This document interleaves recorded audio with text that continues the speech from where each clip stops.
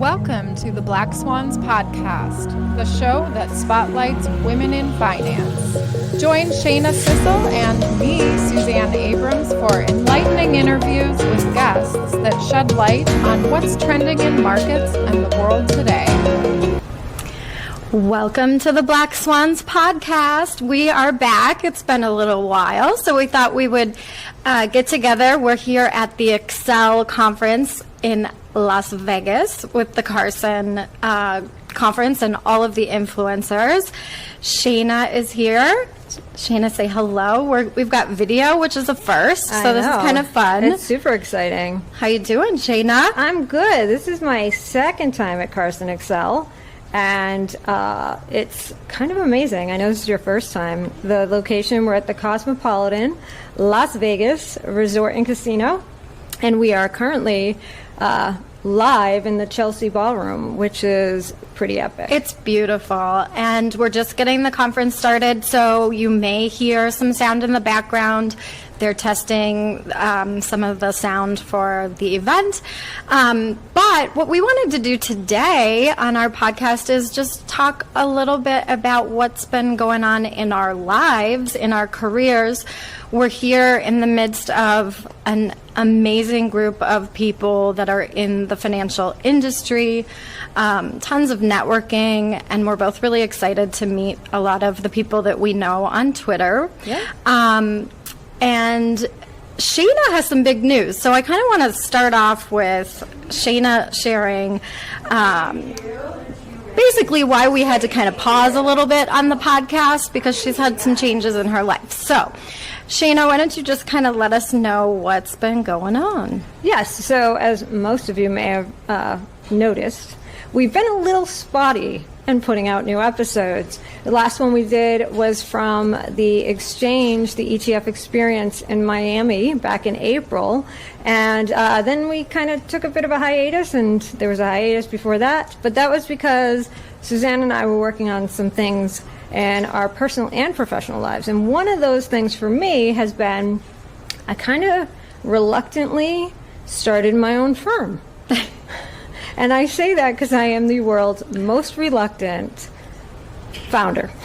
Yeah. It was not the choice that I wanted. It has just sort of been, if you will, if you're big into The Secret and manifestation and like the way the universe influences you, it's kind of been what I've been pushed to do. I've been kind of focusing on finding a stable corporate traditional position for the last 6 months to a year since I left Spotlight as their CIO back in October of last year. I was actually at Excell on my last day at Spotlight.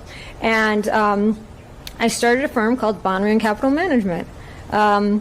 It was really just for speaker fees and to do some consulting, but it's kind of turning into something more, despite my reluctance. And so, yeah, I'd love to talk more about that. Well, I love it. I mean, our podcast is all about spotlighting women in finance, and I know you and I both want to encourage younger women to see the leaders that they can potentially be, because in our industry there isn't we're trying to promote women to have more representation on panels, and I'm hoping that we can have a conversation with Sonia, yes, who's really active in that arena. But the podcast, we've interviewed so many women that are, some have had your position in larger firms as the asset allocator of the firm. I'm trying to think. I don't think we've had many people like me who are in the advisory role as guests. We've had some that just are advisors that had specific expertise. Remember, we had Morgan on talk about Bitcoin, but she's an advisor. She just happens to specialize in Bitcoin. Right. And we're going to have Jack Campbell on later. And while we're here, we're going to do an interview with Jack. And Jack just started her own advisory firm. So we've had a few, but I think this is an interesting opportunity. We don't really highlight ourselves, or we try not to, in most of our episodes. But given that we've kind of, not been around a little bit, it seemed to make sense to kind of tell you why. And, from my standpoint, my goal with Banrion is feel like I've found a problem, and I have what I hope is a solution, which is anybody who follows me, anybody who knows me, Suzanne, you know me really well. It's alternatives, right? I love alternatives. It's all about alternatives. That's all about alternatives. So they have a session on alternatives here at the Carson. They have 2 sessions. And I was looking to see if you were, going to be Last speaking. year I was on that panel, so, trying to mix it up. They don't want to have the same person the whole time. But yes, I'm a huge proponent of the use of alts. And this last year has been sort of the year where everybody kind of recognized alts are good and diversifying, and they're really the only thing that have worked. So liquid alts, like the 40 Act stuff, has doing seen great today. Yep, record inflows for these products. And it just seemed like the right time. As I talked to advisors, I did a couple of focus groups, and they all kind of said the same thing. They want to use alternatives as part of their core asset allocation, but they don't know how to build those portfolios. We're all taught. Like you and I, when we get going and learning the business, we're all taught how to build an equity portfolio. Right. Large cap, small cap, value, growth, and you kind of build. You learn that in fixed income, right? Investment grade, intermediate term, short term, high yield, floating rate. You learn that. Yeah. But nobody learns how to build alts. So what happens is they'll use one fund on occasion, tactically, because it might be working, but building an alt portfolio they would for, with equity or fixed income just doesn't exist. So the goal of Banrion is to bridge the gap between the traditional private funds that most people know, hedge funds, private equity, venture capital, limited and who can access, with the public market of mutual funds and ETFs that use hedge fund-like strategies or interval-type products to gain access to those same types of asset classes. And so we want to bridge that gap by providing turnkey solutions that advisors can use as core. So I have a strategic partnership right now with 2 firms. Okay. One is called Third Wire Asset Management. That's a firm in Chicago. Okay.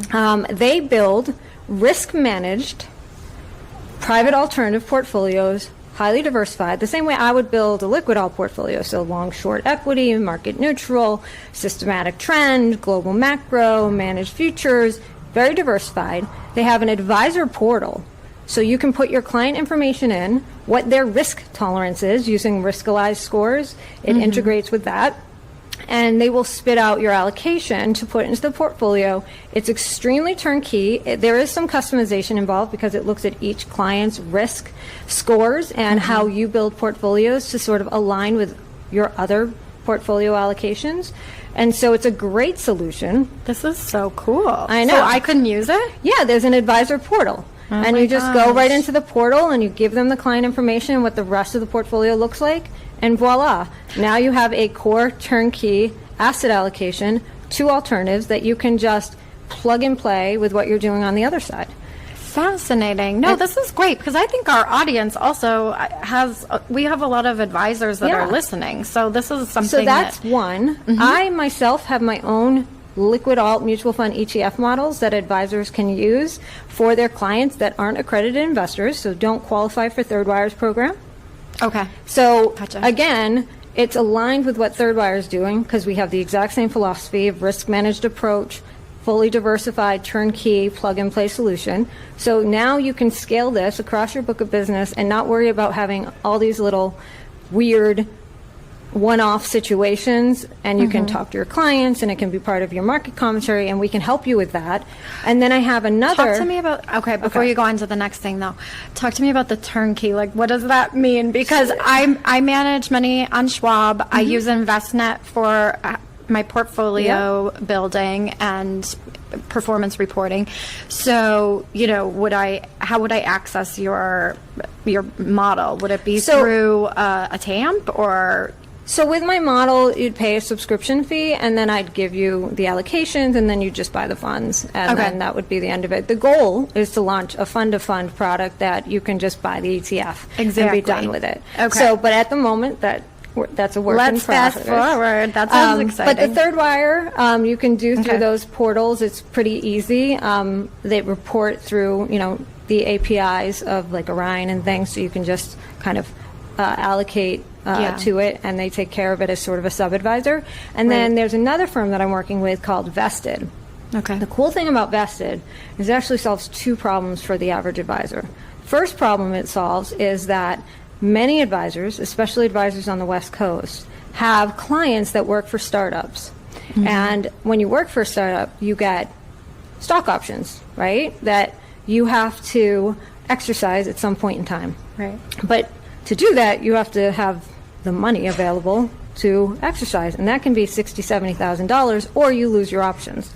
So a lot of startup employees are compensated more in those options than they are financially, and don't necessarily have the means to exercise their options. So what Vested does is provide them the capital to exercise their options, and in turn, they take a small percentage of the shares you exercise when they can be transferred. So that's a solution for people who have clients that want to exercise stock options but maybe don't have $80,000 just sitting around, and so they need somebody to help them.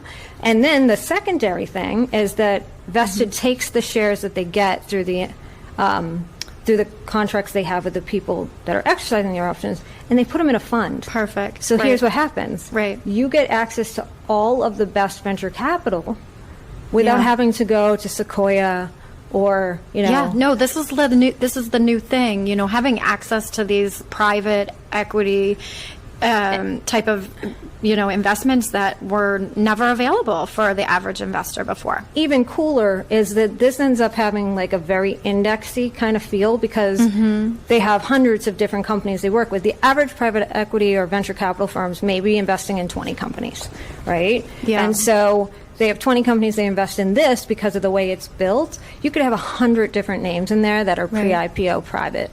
And so you can gain access to it, again, accredited investors only, but this is venture capital is one of the hardest areas to gain access to.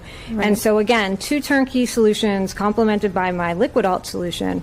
And then eventually we'd like to build like a tech portal that allows for research and analytical tools that are very specific to the space. So if you, as an advisor, have a client come in and they have an allocation to a private equity fund through iCapital or whatever, they gain this access, and you just want to learn more about it, there will be a portal you can go to that will be, due diligence, where you can easily find the information, because right now it's really hard. Right.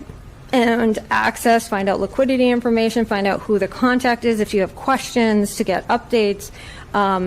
And so the goal is to do that, and then allow people to be able to do searches as they start to learn how to build their own portfolios. We'll have research reports and educational content there, information for compliance and operations, and just a portal you can subscribe to, like Morningstar Direct. Right. But just for alts. And so that will allow like an additional layer. So it's all a work in progress. Oh my gosh. This is kind of great. My thought and what I'm building. And so far so good through the strategic partnerships I have with Vested and Third Wire. We're able to have these, when I say turnkey solutions, I mean an advisor can just go and find exactly what they're looking for, plug it right into a portfolio, and not have to worry about like building it on their own in a space that's really hard to do that. Well, exactly. That's why I've always tried to stick with InvestNet for my portfolios, because I have changed firms throughout my career as well. Thankfully, I'm running an independent RIA now, so I don't foresee any further hopping around. But it's really natural in this business to hop around a bit, and you're a perfect example of that. But we all have. I think a lot of people that are with Carson, they've hit the gold at the end of the rainbow. They're not, it's a great firm to run your business through. But it takes a while in your career to hop through the stepping stones to find a firm that has the right fit for you. And, because our podcast is about women in finance, I think for women it can be even harder than your average person in the financial industry. Everybody hops around a bit in the financial industry, but for women, the culture can be something that is really hard to see until you're actually in the firm. I know that was something that I struggled with, just having a culture that allows you to be authentic to who you really are. And I know that, you and I were somewhat eccentric people that we want to shine, and we need to be in a place where we can do that. So I have a lot of, empathy for you and the reluctance to do it, because it is really hard and it takes a long time to really get your feet under you. And it sounds like you've got really great relationships to start with. So they kind of just came out of nowhere, and I'm really fortunate for that, because I try to only align with businesses that I believe in, that have a similar philosophy to what I'm doing, so that the solutions that Banrion's offering are aligned philosophically. Yes. Because advisors that I've talked to in the focus groups have all said, I'm not in this space because I don't understand it. I don't know how to position it. I don't know how to build the portfolios. We want to offer solutions that you can use now, because let's face it, you're going to need this at least for another year. Alternatives are going to be someplace you are going to want to allocate funds for at least the next 12 to 18 months, the way things are going. As rates can continue to climb. Yeah, as rates continue to go up and the market continues to struggle, inflation remains high, and the Fed is going to push us into a recession. Well, so many investors, are being pushed into equities, have been pushed into equities, and there's just so much risk. If you used to be a traditional balanced investor where you were 60% stocks, 40% bonds, fixed income, right now to have 40% in bonds is just a suicide. Yeah, what's the market's down like 900 points right now, and then fixed income rates are like, on CNBC I was watching, they were saying that, I think it was the 2-year, a year ago, the 2-year yield was 0.2, and it's 3.5 today. Think about that. Think about the velocity of the decline in the value of the bond in order to go from 0.2 to 3.5. Yeah. Like, you're getting killed.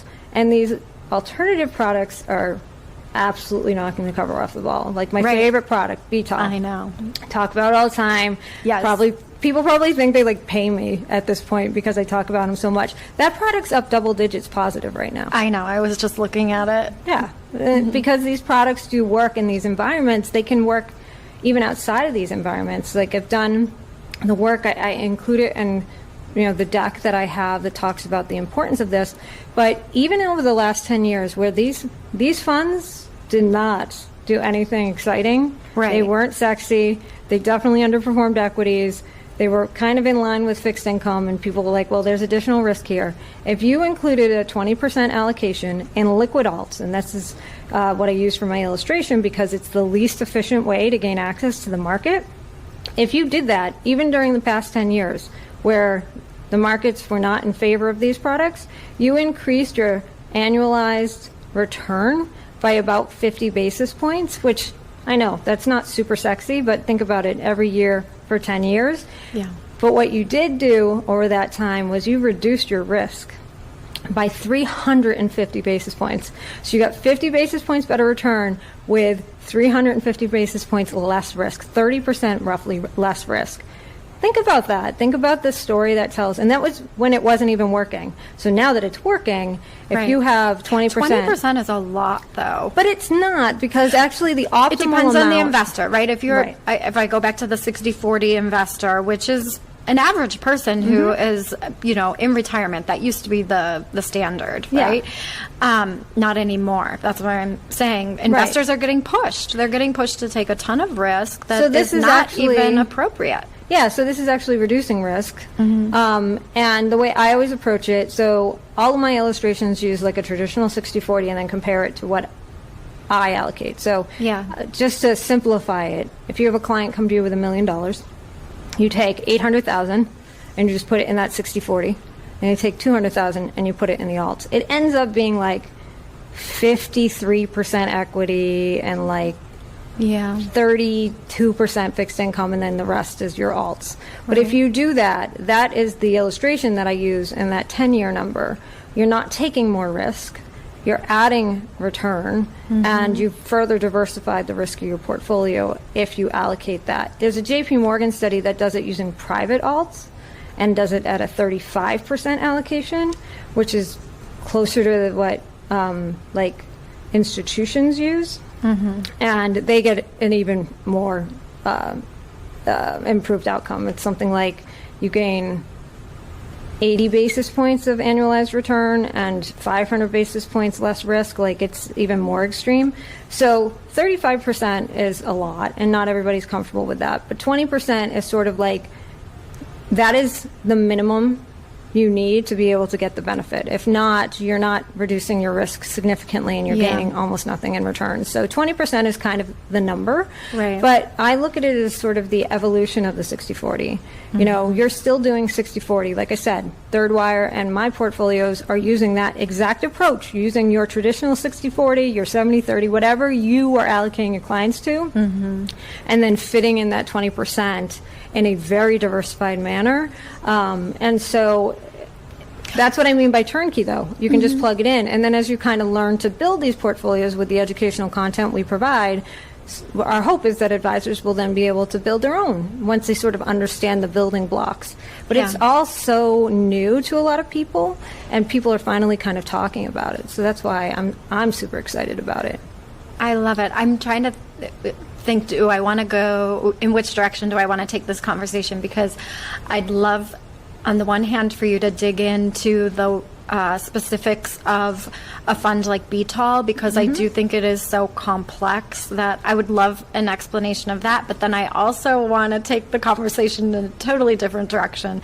So maybe just Let's go with the BTOL thing first. yeah, because you do a really great job of explaining it. And So my traditional completely liquid portfolio includes right now 4 funds at a 5% allocation. One of those funds is BTOL. So Okay. BTOL is actually not that complicated at all. It is completely neutral, market neutral, meaning that it is equally as long as it is short, so your beta is 0. So that's how that works, whereas like a long short fund will directionally be more long or more short at any given time. So market neutral means you're equally amount short as you are long, so your beta to the market is 0. Got it. That's the goal. And so what BTOL does is it's market neutral, and it looks at, it screens based on beta. And it looks to kind of break the entire universe of the S&P 500 into beta, like deciles, and it will go long the stocks with the lowest beta, so the lowest decile, and then it'll go short the stocks with the highest beta, so the highest decile, and in equal amounts.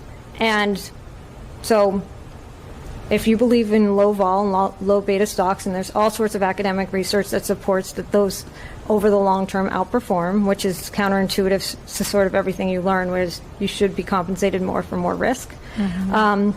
But in this case, it's essentially low beta on steroids, because if low beta is working and high beta is not, that means low beta stocks are really doing that much better than high beta stocks, and you're short those, so that's good. And as long as low beta does better than high beta, you get a positive return, even if both sides are negative, because remember, you're completely 100% equally short and long. So if both sides are negative, there's still a spread that's positive. And that it means you get a positive return for the fund. And that's why it's done so well, because low beta stocks. Now the downside is there will be times in the market, everybody remembers about a year ago when energy and small caps started to outperform, there was this huge rotation away from tech. At those points in time, anything that is using a formula that has some sort of like momentum aspect will not be able to turn on a dime to make that change. So there will be times when you're at these inflection points where the fund will just get killed. And I would say that was true sort of summer of 2021. good time to buy. Yes. So you just got to know that. But there's like, I also use a global macro fund by AQR, the AQR macro opportunities. Okay. And so a lot of people get confused about what global macro is. Global macro is just managing based on macro conditions and then taking trades to take advantage of certain relationships. Right. So the most basic trade, I always use this as an example, is if you like, again, this is an example, it's not like a real time, like, yes. But if you like European stocks, but you think the euro is going to lose value, you would buy European stocks and sell the euro. That's an example of a global macro trade. Right. And so you can do currencies, derivatives. Taking advantage of trends. Exactly. Yeah. So again, that's another kind of fund that we use. We also use a managed futures long short fund, which takes advantage of sort of commodity prices. And then we have an alternative credit, which goes long and short across the capital structure and fixed income. So these are liquid alt products built into a portfolio. All 4 of those funds that I just mentioned that we use are either positive or significantly outperforming their individual. Like, I think the alternative credit fund is flat to slightly negative, but it's still outperforming by like over 1,000 basis points, like the ag. And the others are positive. So like double-digit positive over the last 1 year. So if you think about the market we're in, these are actually advantageous. And even when they're not working, the diversification benefits are huge. Yeah. Thank you for that. So let's go on to the other side. You wanted to go in a completely different direction. I mean, I just am thinking about your reluctance to run your own firm. And to me, I think it feels so suitable for you to run your own firm. I think part of the reason why you were hopping from like one firm to another, like I said, is none of them were the right fit for you. So being able to create your own culture and create your own vision for what you want, what impact you want to make in the business world is such a beautiful way to wake up every morning and have ownership over your own trajectory. Well, I will say my quality of life has improved immensely. I would imagine. But in some ways, it took a while to get there. There was a point in time where I was like, I am a single mom and I have to have income. Like, how do I do this? Provide health insurance and all that good stuff for my son. I say I'm a reluctant founder because I don't, like, my family is the risk-averse kind. Yes. You know, my dad's a cop, retired cop. My mom's a retired school teacher.